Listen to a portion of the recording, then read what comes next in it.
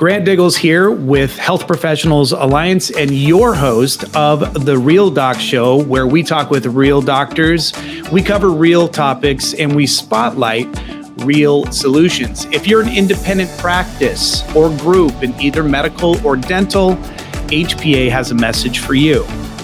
Don't get consolidated. Instead, join the HPA family with other independent practices and groups across the country in both medical and dental. Protect your independence, control your patient care, thrive in the market, and build your wealth. To learn more about this exciting opportunity that's sweeping across the country, please visit hpamembers.com. If you want to connect with us, we make it easy for you. Below every one of our episodes on the YouTube channel, you can click on the description section and you can click on a link that allows you to fill out an indication of interest form to set up a 30-minute meeting for us to connect. With that said, we are speaking today with Dr. Keith Smith on the topic of cash-based surgery centers and how one ASC is changing the face of healthcare. I'm excited about this episode because you're going to find out in a few minutes why this is such a game changer for healthcare. And the thing that's crazy about this is that this isn't even a novel idea. This has been going on now since 2009. And I believe it's one of the country's best kept secrets that needs to come out. So this is going to be an exciting episode with Dr. Smith. So let's get started.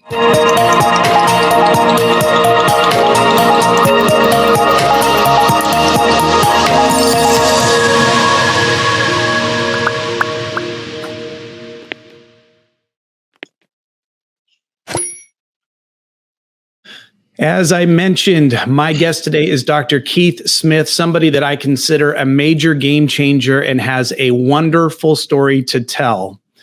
Dr. Smith, it is a pleasure to have you in the show today. How are you doing this morning? I'm good. Thanks for having me.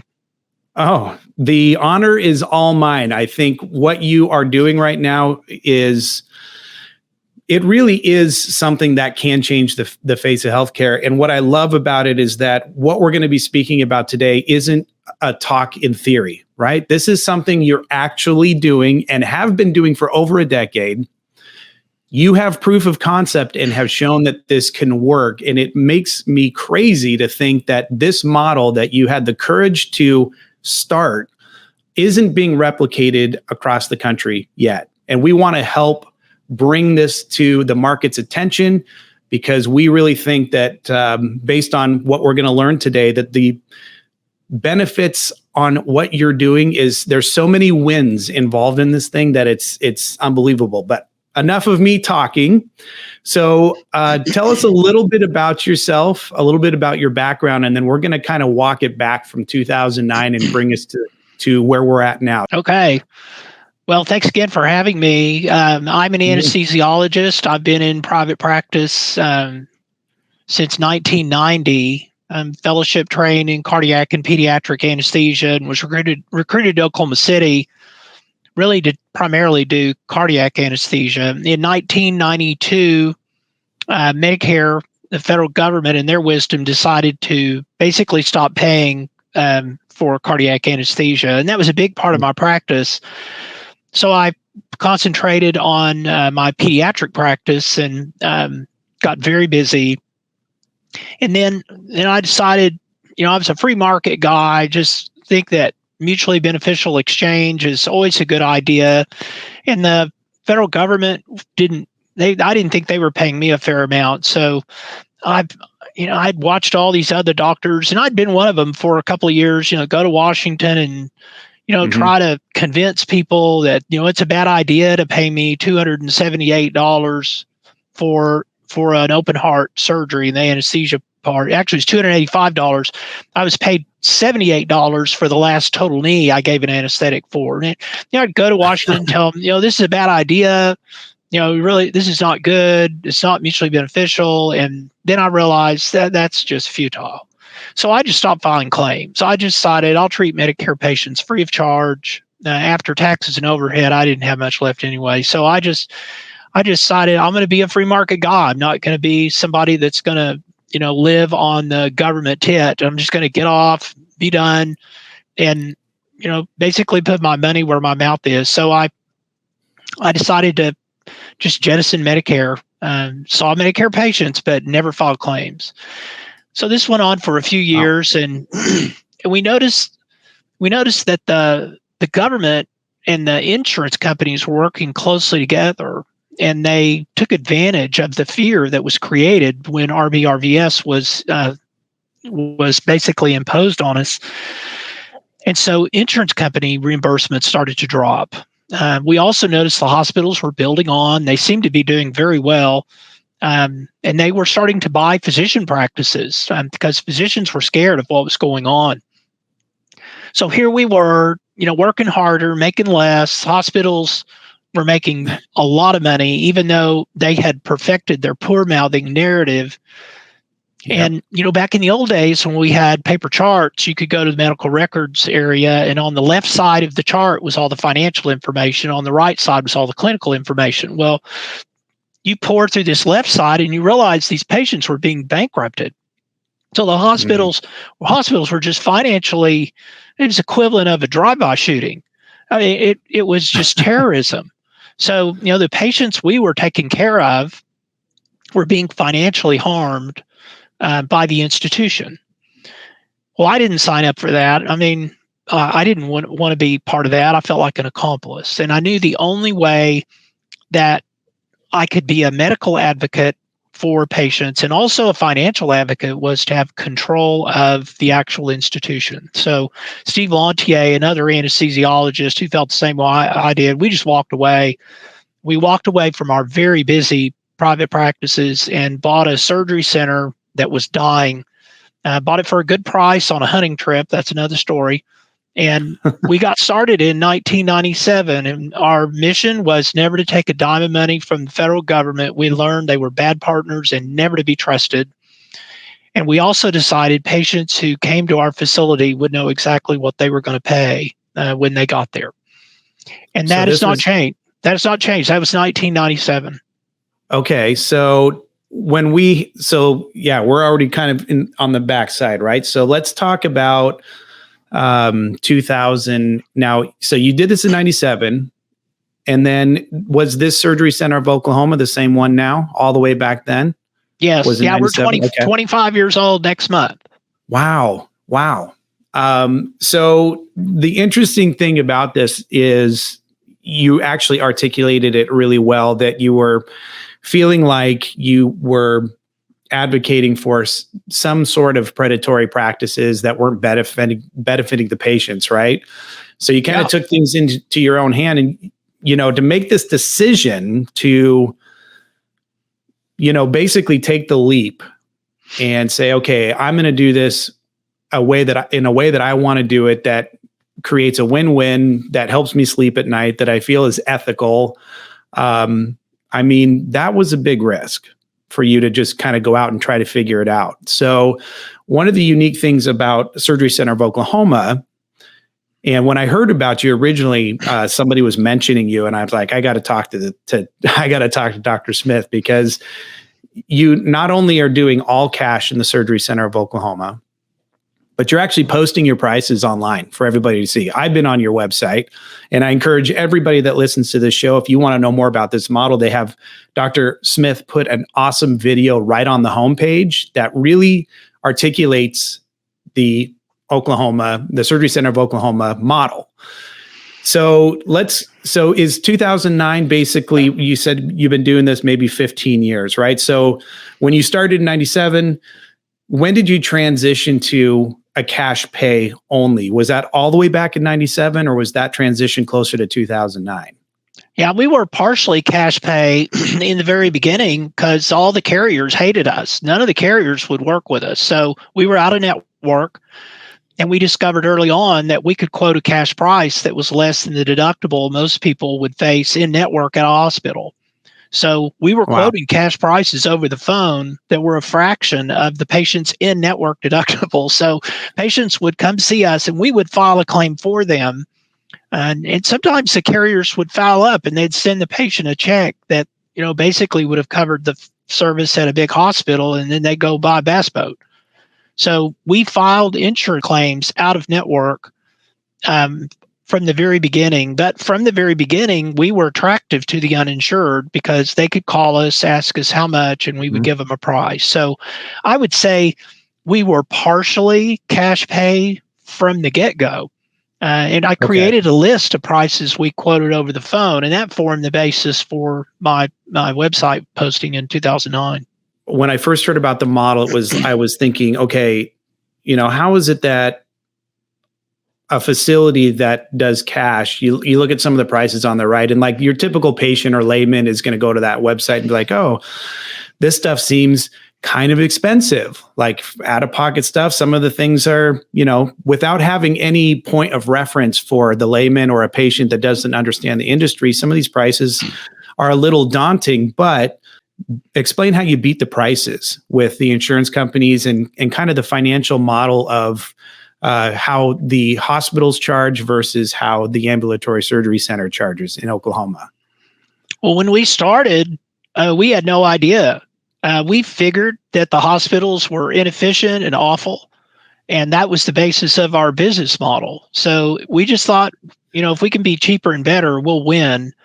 But we really had no idea what we were going to charge compared to the hospitals when we started. What we found out from the very beginning is we were 1/8 to 1/10 what the hospitals were charging for the very same services. Wow. The story I've told so many times is the woman, we quoted $1,900 all inclusive, surgeon, facility, anesthesia, pathology for a breast biopsy. And she told us that was funny. The not-for-profit hospital down the street wanted $19,000 just for the facility. So that was in the first week. That was in the first week we were open. And after I sharpened my pencil and looked back at the supplies after we delivered her care, I realized we'd made money. So from the very beginning, we were about 1/10. The hospital prices in Oklahoma City, where they have to compete with us, have actually fallen. So now we're about 1/5 or 1/6 of what they charge, but that's because they've lowered their prices. And I haven't done anything with my prices since 1997, with just a handful of exceptions, about 5 that I've increased and about 15 that I've lowered. So our prices haven't changed since 97. But the reason our prices are low is there's no fluff. That's what it costs, we believe, to take care of patients. We're not buying physician practices. We're not buying hospital competitors. We're not trying to consolidate the ASC industry. We're not buying ads when they do the Super Bowl ads, these big hospitals. We're not sponsoring sports teams or arenas. All that stuff costs money. We don't do that. We take care of patients. So the fee you see online for a knee arthroscopy at $3,740, that's all in. And the surgeon makes more money he makes more out of that $3,740 than any carrier pays him. So, the people doing the work make the money. The institution operates on a razor thin margin. So we're not trying to hit a grand slam at the Surgery Center of Oklahoma and make a lot of money so that we can spell out dividends all over the place. We just pay the people who are doing the work. The interesting thing about it, what you just shared here, is the fact that you mentioned that you're sometimes a 10th or 1/8 or 1/5 the cost of what maybe a hospital is going to charge, right? And yet, when you think about that, I think people are like, well, okay, then that must mean that if they're going to be doing this so inexpensively, that the doctors are probably making less. But the interesting paradigm of your model is that not only are you way more inexpensive than a hospital, but you mentioned that the doctors are actually at least making the same, if not making more, right? More, much more, much more. Okay, how are these doctors making more? And you kind of suggested it a little bit that there's razor thin margins for the facility itself. How do these hospitals justify paying or charging so much for these procedures, and how can these doctors make more in a cash-based model at your facility? The hospitals charge more because they can. And Okay. and there are two economic models in this industry, I believe. One is the prevailing model, and that's how do I maximize revenue? That's the game even a lot of physicians play. How do I make the most money on this care episode? The other model is the one that I'm an advocate of, and that is how do I deliver maximum value? So it doesn't feel like a hit and run. It feels like a mutually beneficial exchange where that patient, they want to come back to the surgery center of Oklahoma if they need surgery again. I had a conversation this morning with somebody who'd had surgery at our place 2 or 3 years ago, and they're going to have surgery again on Monday. And they're not nervous. They know what it's going to cost, and they know the kind of care that they receive there. So we deliver value. We try to maximize the delivery of value. We try to look at the care episode through the eyes of the sovereign consumer, which we all refer to as patients. And the hospitals don't look at it that way. Most of the hospitals do not look at it that way. They figure, we got to get all this coded up. Everybody get all the codes on there so that we can maximize the revenue that we take out of this care episode. And that's what they do. And they do that because that's the system. And until the market sends them kind of a Will Smith backhand, then they're gonna continue to do that. And I think the market is sending that message now. I think the self-funded buyers in the United States are waking up. And that's the real gorilla in the marketplace. When the self-funded buyers decide that the health industry has to endure the same market discipline that they do in their business, it's game over. The hospitals will have to shift to a value delivery mode.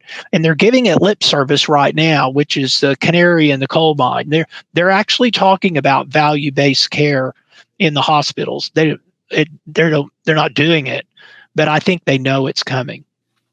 So where are these patients coming from? I know that your facility is very, very busy. So are you resourcing these patients? I mean, it's, I have so many questions, like my head's exploding right now. So where are the patients coming from initially? Is it mostly just regional, or are you seeing them coming from all over the place? Well, I'll give you the categories first. We have patients that just pay us, that don't have insurance at all. We have patients that have really high deductibles, the price for which at our facility is less than their deductible. We have patients that belong to cost-sharing ministries, who some of whom have to front the money, and then the cost-sharing ministry reimburses them. We have patients who are beneficiaries of self-funded health plans. I have about 350 contracts with self-funded employers in the United States. Wow. So we see patients from all over the country, all 50 states. We had our first Hawaiian a couple of years ago, so I can say all 50 now.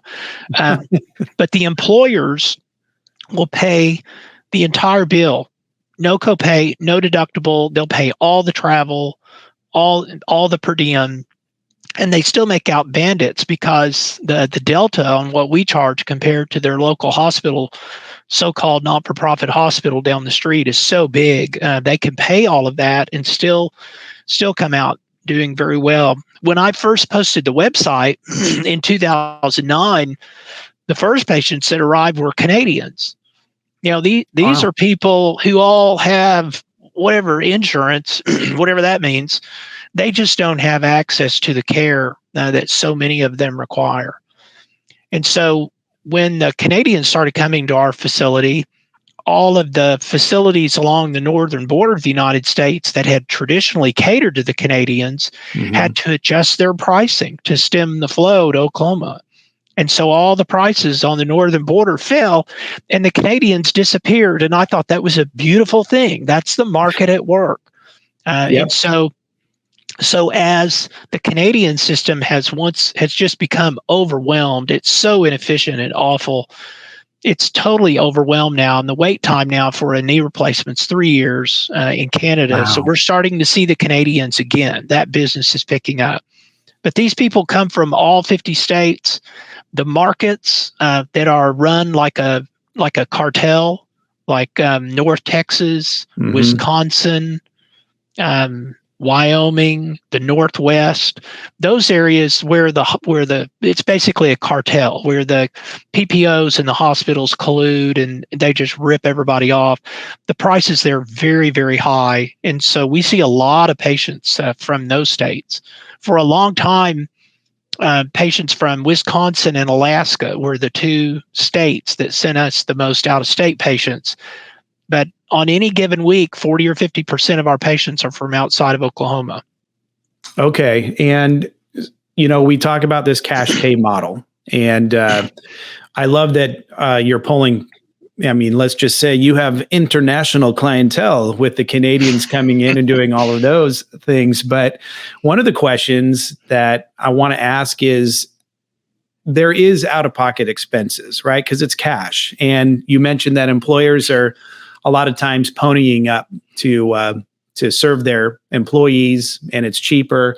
But a lot of these patients are also paying themselves, right? So that's right. My question is, from your experiences, how are these patients affording to pay these bills? I mean, is there a financing solution they have? Do you do some sort of a payment plan? How does that work? Do you have a solution in place for those types of things? Yes, there is a finance option on the website for people who can't front the money. Okay. A lot of people, though, they figured out this insurance scam, and they don't want to pay Blue Cross $1,500 a month, and so they join a cost sharing ministry and they pay $375 a month, and they get a direct primary care doctor and they pay them $75 a month, and then they have total access and better care. And then they scratch their heads and think, wait a minute, I'm now saving over $1,000 a month. Why don't I just bank that? And then they need their gallbladder taken out, and it's $5,865 at my facility. And that sounds like a lot of money. But if you're not spending that money on the carrier's ripoff, then you can bank that and really take care of yourself. 2 years premiums that a family would typically pay, that an individual would typically pay to one of the carriers, will buy open heart surgery in Oklahoma City for cash. Wow. That's we work with, yeah, I mean, it's 2 years premiums. So, and that's just premiums. That's not even including if they actually use the healthcare. That's just what they're paying to be in the club, right? Yeah. So there are other people that are joining this movement. There's a heart hospital. There's a lot of people, even some of the hospitals that tried to put me out of business. Now I send them patients and work as the intermediary between them and the self-funded employer I'm trying to help.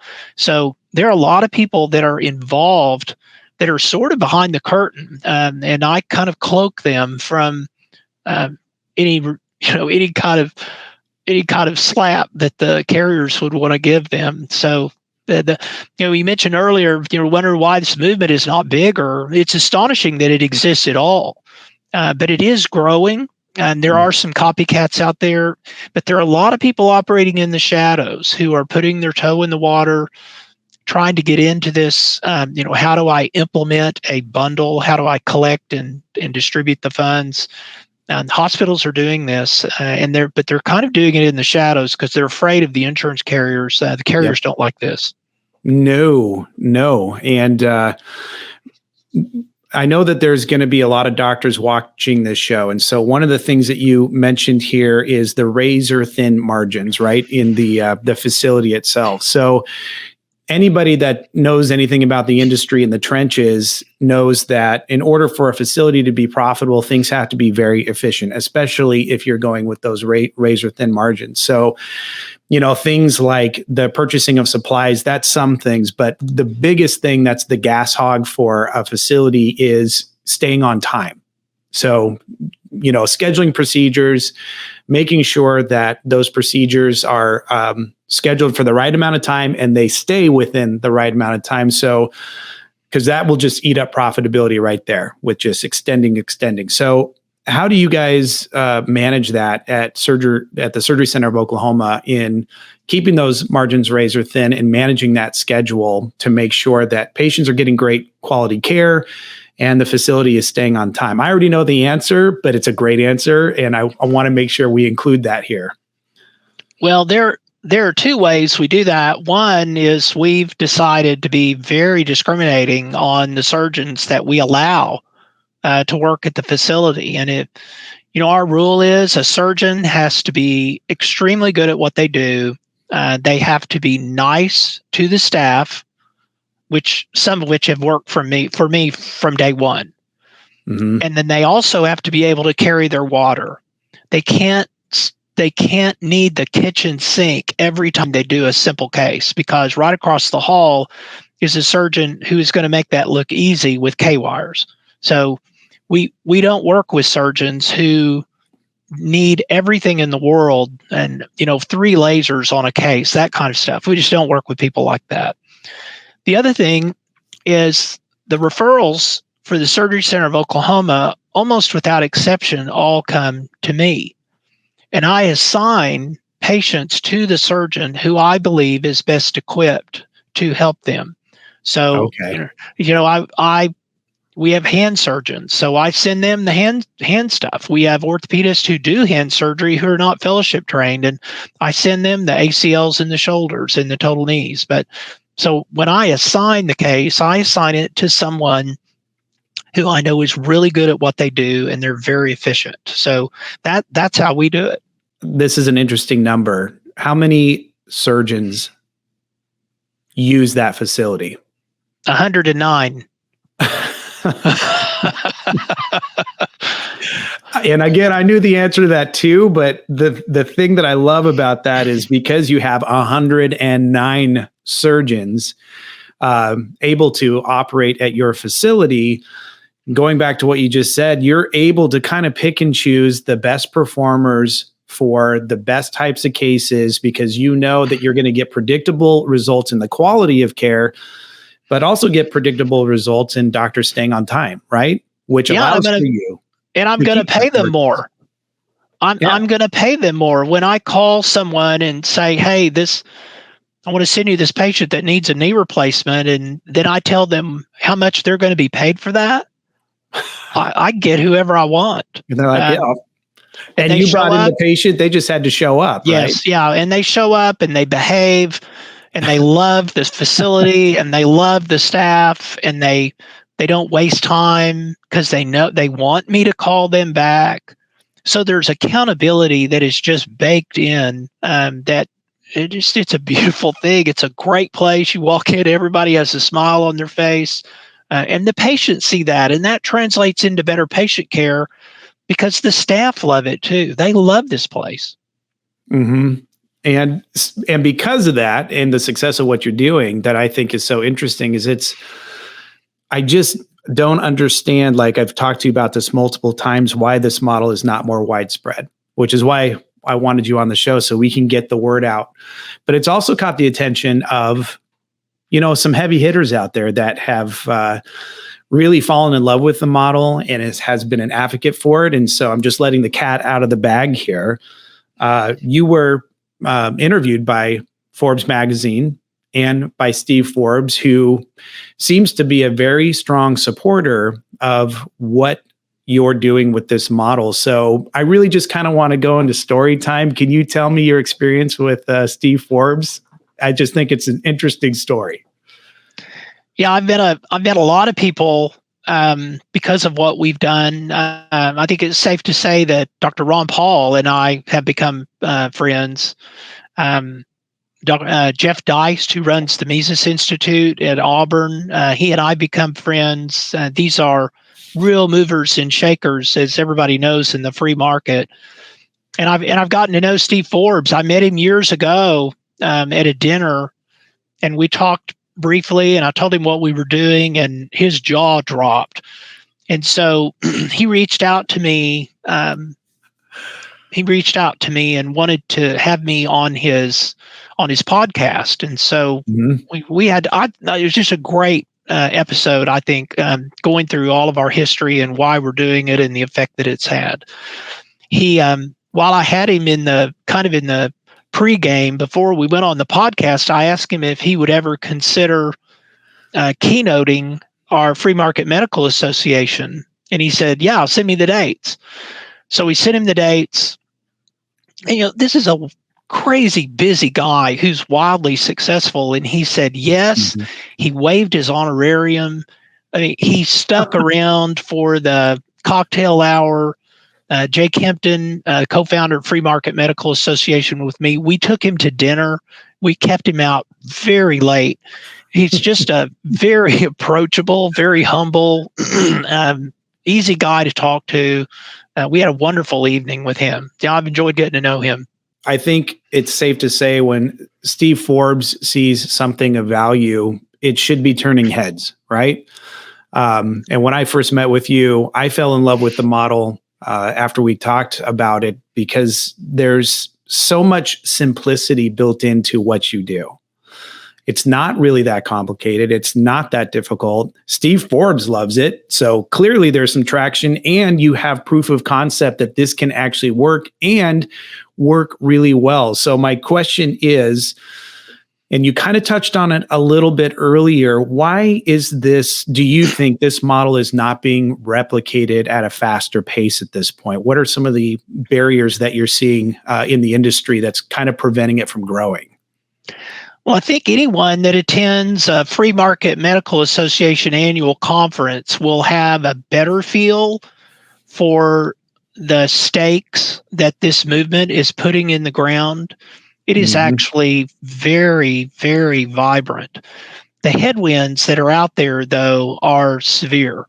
The carriers, the big hospitals, big pharma, there are a lot of headwinds, and they operate like a cartel. And we can't, I say the only difference between the medical cartel and a Mexican drug cartel is the Mexican drug cartel actually works and delivers a product.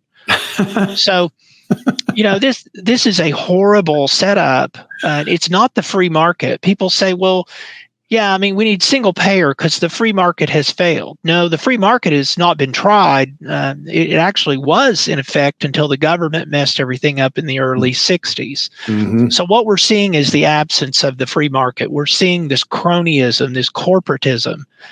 And we can bash the hospitals, big pharma, we can bash the carriers, but the real culprit is the federal government. They're always driving the getaway car every time there's a heist. They have auctioned off our medical freedom every chance that they've had on both sides of the aisle. So our approach is to look away from government. That is not where the solution is. They're the source of all the problems. So why in the world would we throw them the keys to the car and tell them to, take us to the promised land? I think that's insane. But the reason this movement is not everywhere is because it's free market and because it makes sense. And the big money in this industry makes money off of the dysfunction of the marketplace. So they really don't want this to go anywhere. But I'm a big fan of the Austrian economist, Murray Rothbard in particular. And, Murray Rothbard described the free market as not just beautiful, but powerful. And that's what we're seeing. I mean, give me a break. We're an 8-room, basically surgery center in Oklahoma City. And as you said in the beginning, we've really changed the marketplace. These are powerful ideas. Cheaper and better is very difficult to argue with. You've mentioned the term free market a bunch here in this last statement. And one of the things that I want to make sure during the show that we bring attention to is actually the Free Market Medical Association. And correct me if I'm wrong, Dr. Smith, but you're one of the founders of this organization, right? This association. Is that right? That's right. That's right. With Jay Kempton, who runs the Kempton Group, which is an independent third-party administrator that helps self-funded plans. Okay. And as you can see here on the screen, if you're interested in this model, you want to get involved in this movement. And again, it's like, why would you not want to be involved in this movement when you see a proof of concept and so many points that makes crystal clear sense? Like you basically came up with like a common sense model for healthcare using the free market power, right? And I do appreciate that what you had to say is the corporations out there, the insurance companies, the hospitals, or whatever you want to say or include in that mix, are people that thrive on a dysfunctional market and kind of pigeonhole us and control us in such a way that we feel unsafe to step out of it. But this particular association you started is basically a like-minded support group and association where you have these conversations. So can you expand a little bit more on what the Free Market Medical Association is about? Because I'd really love for doctors that think like you to start getting together more. So we wanted to make sure that this was brought to everybody's attention. Yeah, sure. Thank you. And I think you said by the time this airs, our annual meeting, May 12th through 14th, will have already happened. But the organization was founded to bring buyers and sellers together. One of the reasons that the marketplace doesn't work is that buyers and sellers never get together in this industry. And if they do, there is this foul stench in the room, this intermediary that completely fouls up the exchange and makes sure there's all of this haze and fog and fear and uncertainty and doubt. And so the exchange cannot really take place in a transparent way. So we founded this organization so that buyers and sellers could get in the room together and have these conversations, and no intermediaries are allowed unless they are intermediaries whose function is to reduce the friction of the exchange. So when I say, a knee arthroscopy is $3,740, the carpal tunnel release is $2,750, the buyer is looking me in the eye and they know they're going to write a check for $2,750 for a carpal tunnel surgery. They're not going to write a check for $8,000 and then some troll is going to skim off $6,000 and then fight with me about whether or not I'm going to get $1,200 of it. So the organization was founded basically to put buyers and sellers in the same room with the intermediaries that can facilitate that exchange. So, the members are physicians, ASCs. We have some hospital members, but they're buyers. They're self-funded buyers. There are ERISA lawyers who help with self-funded plans. There are stop-loss carriers. There are cost-sharing ministries. All these people are in there, and we're having these conversations, and I think we're changing the marketplace. If you're watching this show and you're like, I really believe in what I'm hearing, I think the model in Oklahoma is fascinating, you don't have an excuse at this point to not get involved, because the association is built. It's here and people are having conversation. And if you want to start creating change in your regions, understand Dr. Smith's model, you need to get into the conversation, start getting educated, start learning how it works and the value propositions that are there for you by joining the FMMA and being part of that conversation. Nothing happens until you change your conversation, right? And you've created a platform for that to happen in healthcare. Doctors just need to get on board.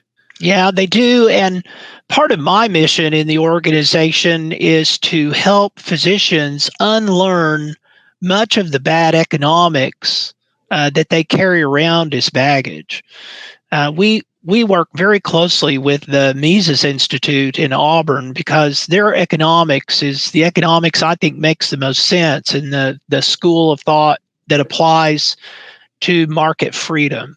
So physicians, I don't blame any physicians who lean to the left and embrace all these left-wing socialist ideas, because we are taught in a socialist system by socialists for the most part in our medical training. And then you get out in the real world and, it just feels like dog eat dog. And the whole concept of mutually beneficial exchange has gone out the window a long time ago. So part of the mission I have personally in the FMMA is to, make it a re-education camp that's voluntary, where people can discard a lot of this economic baggage that carries a lot of guilt with it, and I think leads to burnout. And this is very liberating stuff. It takes people like you to kind of pave the way and kind of get us pre-1960s to kind of get back to where healthcare was more traditional before corporations started coming in and figuring out how to profiteer on health, how to be profiteering on sickness. And I wanted to make sure everybody knew that. Get involved with the FMMA.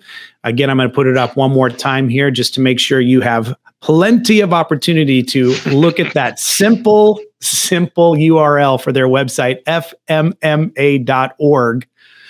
You can't forget that. So if you had any excuses, I just took all of your excuses away.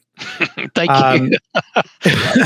Well, we got to get on board. And I know that HPA is a company that's focused on independent practice, right? We want to see independent practitioners thrive. We want to protect their independence. As you stated, and we agree, we think that patient care is best in your hands, not corporations, obviously.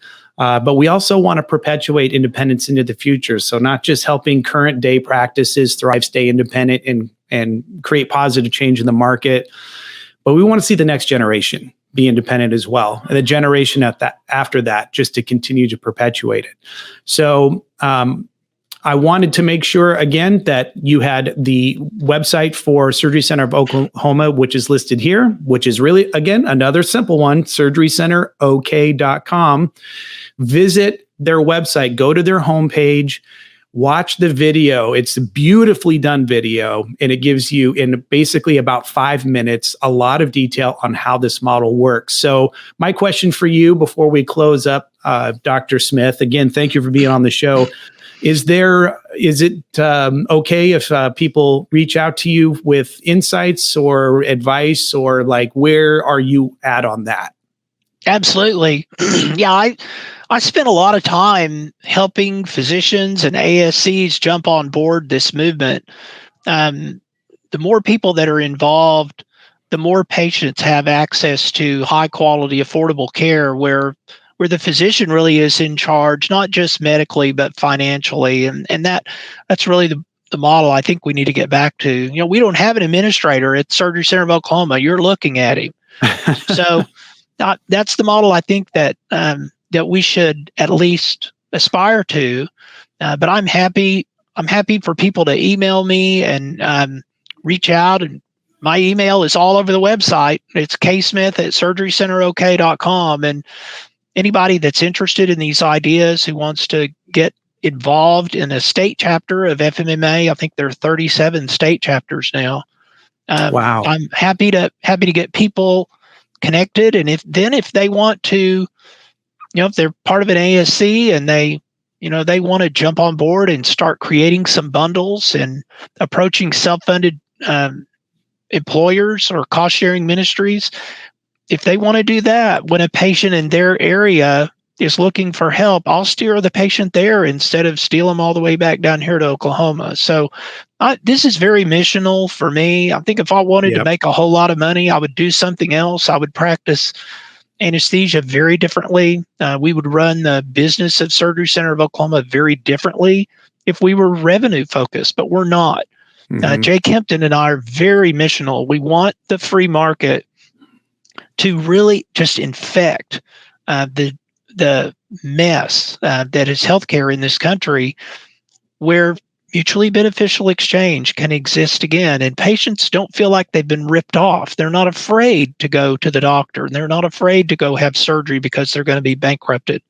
And so I'm happy to field any interest that comes my way. I'll help people get signed up, get on board, get going.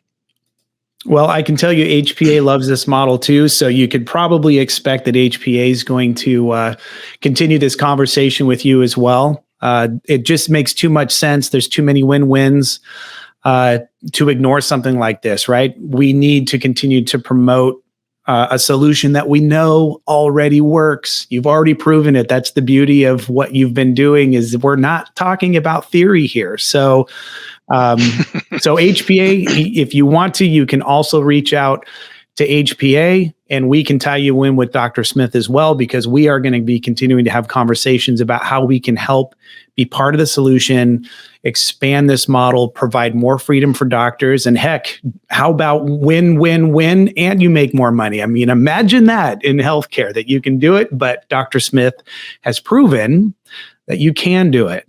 So, Dr. Smith, I really appreciate your time today. Thank you for coming onto the show, making that time. And I am wrapping up the show here at the Real Docs, where we talk with real doctors. We cover real topics and we spotlight real solutions. Thanks again, Dr. Smith, and we will connect, I'm sure, in the very, very near future. Thanks for having me. You betcha.